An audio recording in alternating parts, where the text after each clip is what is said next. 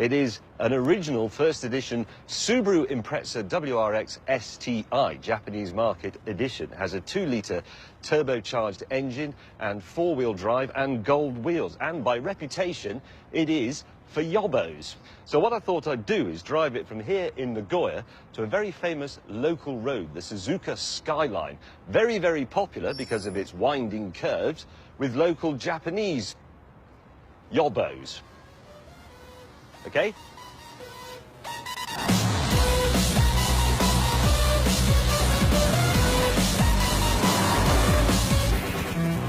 The chilling squawk of an Impreza turbo wastegate is the sort of sound that sends women and children running for the sanctuary of doorways. If you imagine the camera in our car is your rear view mirror, then this is probably how you're used to seeing Subaru Impreza WRXs. Come on. Thank you. In Britain, at least, it is the calling card of the hooligan. But is that fair? The Impreza gained its bad boy reputation burning up multiplex car parks in Essex and the like, and crowds would gather in their hundreds in the hope of catching an STI. STI stands for Subaru Technica International. And WRX, by the way, originally stood for World Rally Experimental. And like the Quattro, rallying turned the Impreza into a legend. In 1995, British motorsport company ProDrive tweaked it for the World Rally Championship, and it won. 3 years on the trot. That activity spawned this, the version you could buy in the showrooms, the WRX. And suddenly, everybody wanted to be Colin McRae. And so do I. This thing goes like an absolute bastard.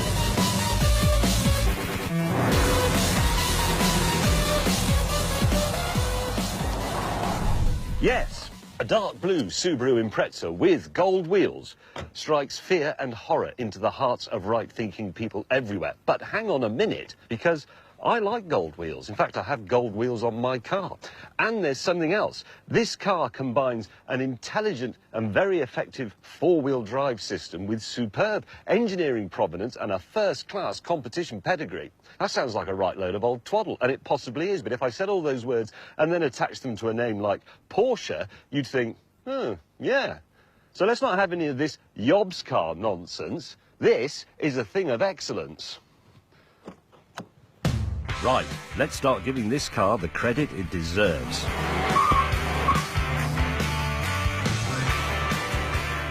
At the heart of the Scooby-Doo is a flat 4 2-litre turbocharged engine giving 280 horsepower. And this neat engine layout leaves room for a perfectly balanced 4-wheel drive system.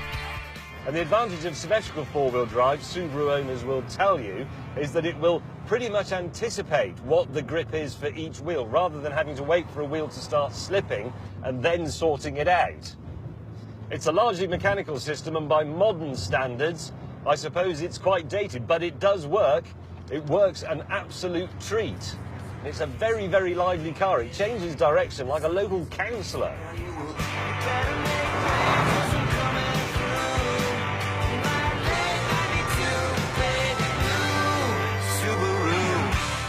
I'm not going to claim that the WRX STI was ever a cheap car, but when this one was out in 1996, it cost £17,500, and that was £5,000 less than an Escort Cosworth.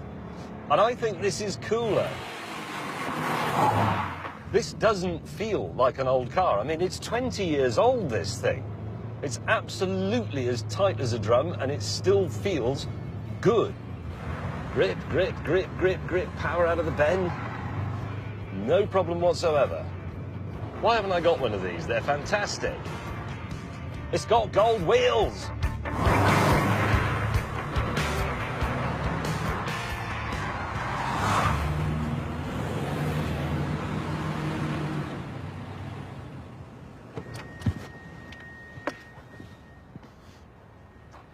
This, I think, is a deeply significant car because in the 60s and 70s, style and exclusivity were democratized by the Ford Mustang and the Capri. In the 80s, sports car performance was democratized by the hot hatch. And in the 90s, genuine competition-bred all-wheel drive systems were democratized by the likes of the Subaru Impreza. It really is genuinely a great car spoiled only by slightly dubious head furniture.